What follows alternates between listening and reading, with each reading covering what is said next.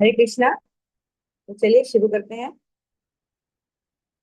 ओम अज्ञानतिमिर्भस्य अज्ञानञ्जनशलाकया चक्षुरुन्मिलितं येन तस्मै श्रीगुरुवे नमः। नमो विष्णुपदाय राधिकाय प्रियात्मे श्रीमद्भक्तिवेदान्त नारायण हिन्दू स्वामी नामिने वाञ्छकल्पतरुभ्यश्च कृपा सिन्धुभैव च पतितानां पावनेभ्यो वैष्णवेभ्यो नमो नमः। ओके, तो हम लोगों ने कल भगवत गीता का श्लोक 2 तक पढ़ लिया था, जिसमें हमने संजय बोल रहे हैं कि धृतराष्ट्र को जो शंका हो रही है कहीं धर्म क्षेत्र की वजह से मेरे बेटे पे इन्फ्लुएंस ना हो जाए, तो संजय उनकी मेंटालिटी समझ गए, उनके भाव समझ गए और उन्होंने उनको तसल्ली दी कि ऐसा कुछ नहीं होने वाला। अब जो दुर्योधन है वो अपने गुरु द्रोणाचार्य जी के पास जाके बात बोल रहा है। तो अगले अगले जो 9 श्लोक हैं वो हम लोग वो दुर्योधन ने बात की है द्रोणाचार्य जी से। तो आज हम लोग 4 श्लोक कवर कर लेंगे, जो कि छोटे छोटे श्लोक हैं। इस तरह से अब जल्दी जल्दी बढ़ना शुरू हो जाएगा। बीच में कुछ लोग होंगे जो रियली बहुत ही डीप मीनिंग लेते हैं, जो सेकंड चैप्टर से मिलनी शुरू होंगे, जिसमें कृष्ण अब अ, आत्मा का कर्म का ज्ञान देना शुरू होंगे। फर्स्ट चैप्टर बेसिकली ये युद्ध का सीन है, सैन्य निरीक्षण है और अर्जुन का लेमेंटेशन है, वो फर्स्ट चैप्टर में हो जाता है। सेकंड चैप्टर से फिर क्वेश्चन आंसर शुरू होते हैं। तो ओके, तो नेक्स्ट श्लोक है। हाँ, पश्येताम पांडुपुत्राणाम आचार्य महती चमु। थर्ड श्लोक, व्यूढ़ाम द्रुपद पुत्रेण तब शिष्येन धीमता। तो इसकी रफ ट्रांसलेशन होगी, दुर्योधन अपने गुरु द्रोणाचार्य को बोल रहे हैं कि हे आचार्य, पांडु पुत्रों की इस महान सेना को देखिए, जिसे आपके बुद्धिमान शिष्य द्रुपद पुत्र धृष्टद्युम्न ने इस युद्ध व्यूह में सजाया है। तो इसमें वो क्या कर रहा है, वो एक्चुअली अपने गुरु जी को सेटायर सेटायर मार रहा है।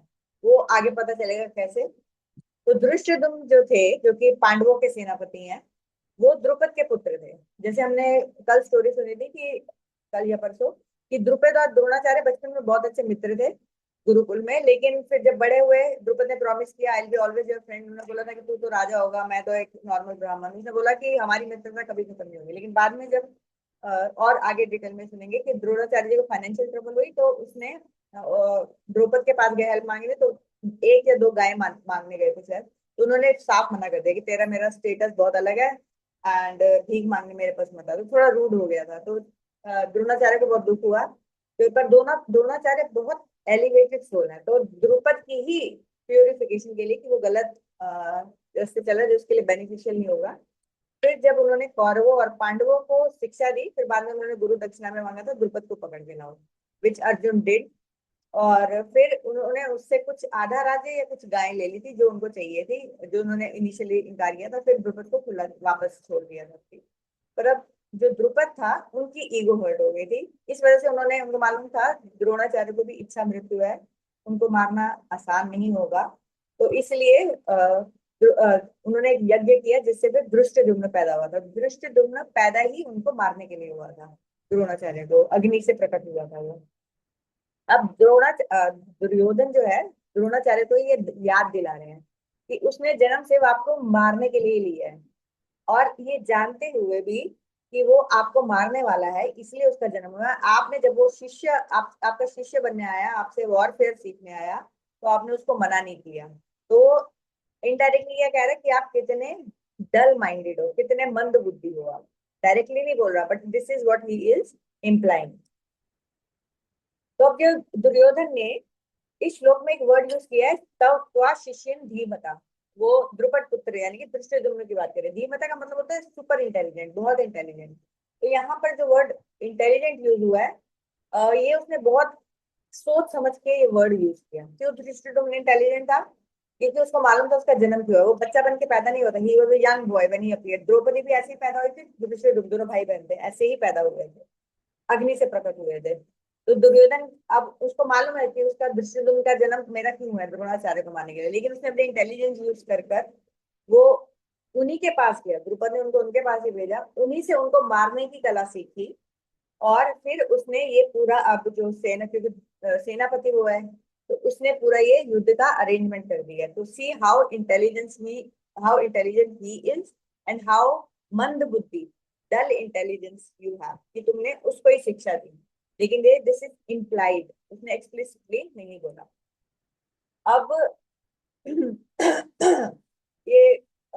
हाँ, द्रुपद, द्रुपद कैसे बोलते हैं, द्रुपद ने पंचाल नरेश का, पंचाल का वो किंग था, और उसने एक यज्ञ किया था जैसे मैंने बताया द्रोणाचार्य को मारने के लिए। पूरी स्टोरी आपको मैंने अभी बता दी है। और ये जो धृष्टद्युम्न था वो कवच और शस्त्र धारण किए हुए अग्नि से प्रकट हुआ था, और ब्राह्मण ने इसका नाम द्रोणाचार्य रखा था। और उन्होंने द्रोणाचार्य से ही शिक्षा ली धनुर्वेद की। और ये जानते हुए भी द्रोणाचार्य बहुत मर्सीफुल थे कि ये मुझे मारेगा, लेकिन फिर भी क्योंकि he was a very elevated personality, तो उन्होंने अपना कर्तव्य समझ के उसको शिक्षा दी। और अंत में महाभारत, अंत में नहीं मतलब एट लास्ट जो द्रोणाचार्य थे वो उन्हीं के हाथों मारे गए। अब ये नेक्स्ट 3 श्लोक है, इसमें जो दुर्योधन है वो अलग अलग जो पांडवों की पांडवों की साइड में जो वीर योद्धा है, एक्सपर्ट वॉरियर्स हैं, उनका नाम ले रहा है। बहुत सारे हैं, और उसमें सर्व एव, इसलिए लास्ट में सर्व एव यूज किया कि इनके अलावा भी इतने सारे महारथी हैं। तो इनका नाम, बस नाम है ये अलग अलग, महेश्वास, भीमार्जुन, युधान, विराट, ऐसा। तो इनका हम लोग ट्रांसलेशन करते हैं।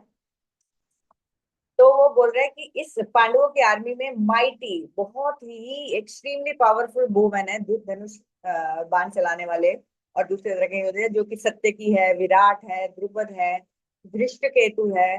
द्रुपद तो, ये तीनों जो है सत्य की, विराट और द्रुपद, ये तो अर्जुन और भीम के समान ही योद्धा है, मतलब इतने पावरफुल हैं।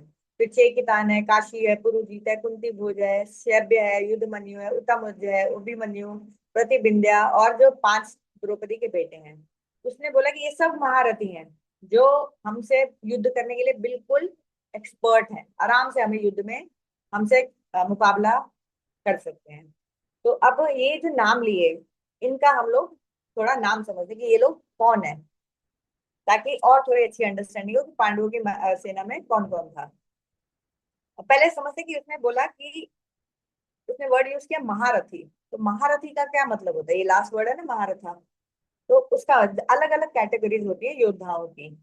तो अब इसमें सबकी जैसे समझाने के लिए कि क्या क्या योद्धाओं की कैटेगरीज होती हैं, हमारे गुरुजी ने सबका नाम बताया। तो सबसे ऊपर जो होता है, सबसे टॉप मोस्ट योद्धा होता है, वो होता है अतिरथी।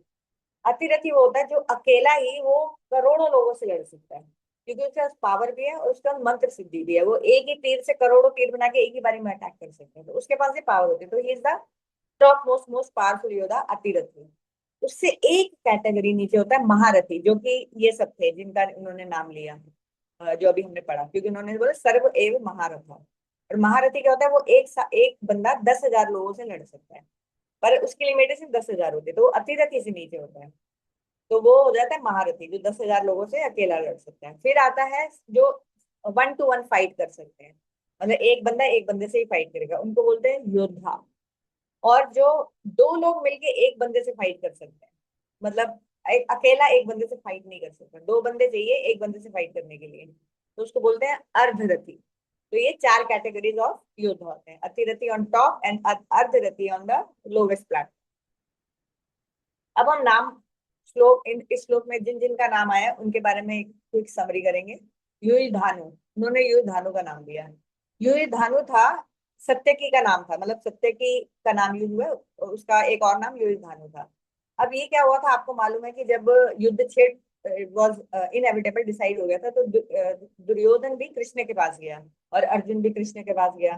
तो फाइनली ये नतीजा निकला कि दुर्योधन ने तो कृष्ण की सेना ले ली थी, और अर्जुन ने बोला था आप मेरे साथ रहो कृष्ण, मुझे आपकी सेना नहीं चाहिए।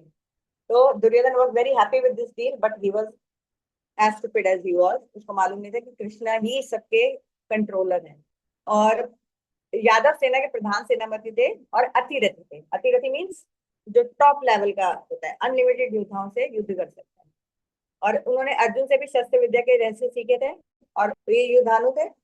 फिर विराट, विराट वो है, ये हम लोग विराट नगर में भी गए थे, ये नेपाल विराट नगर के बॉर्डर में आता है, बिहार के बॉर्डर में, नेपाल में। तो ये वो देश है जहां पर जब पांडवों को 1 साल अज्ञातवास काटना था, आफ्टर 12 years ऑफ एग्जाइल और 13 years ऑफ एग्जाइल, तो उन्होंने इनके यहाँ वो अज्ञातवास काटा था, इनकॉग्निटो।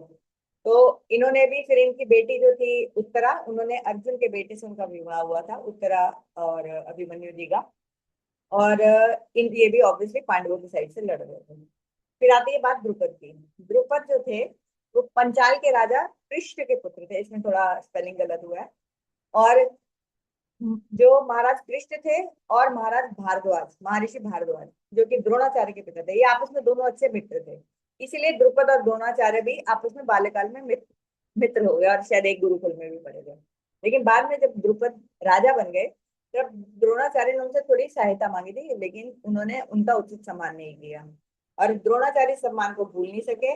और जब अर्जुन और मतलब पांडु और कौरवों की जो शिक्षा हो रही थी द्रोणाचार्य के अंदर, वो पूरी हुई, तब द्रोणाचार्य ने अर्जुन से द्रुपद को पकड़कर द्रोण के चरणों में गुरु दक्षिणा के रूप में अर्पित करने को कहा। अर्जुन ने उनका आदेश पालन किया और द्रोणाचार्य ने द्रुपद के राज्य का आधा भाग ले लिया और फिर उन्हें छोड़ दिया। इस अपमान का बदला लेने के लिए द्रुपद ने अग्नि यज्ञ किया, जिसमें द्रौपदी और धृष्टद्युम्न अग्नि से प्रकट हुए, ये दोनों भाई बहन। तो ये हुआ द्रुपद की स्टोरी। फिर है चेकितान। अब चेकितान कौन है? चेकितान वृष्णि वंश के यादव थे। वे एक अत्यंत वीर और धर्मनिष्ठ महारथी थे। ये अतिरथी से सेकंड लेवल है, महारथी थे। 10,000 लोगों से एक साथ फाइट कर सकते थे और पांडव सेना के प्रमुख सेनापतियों में से एक थे। महाभारत युद्ध में वो दुर्योधन के हाथों मारे गए थे।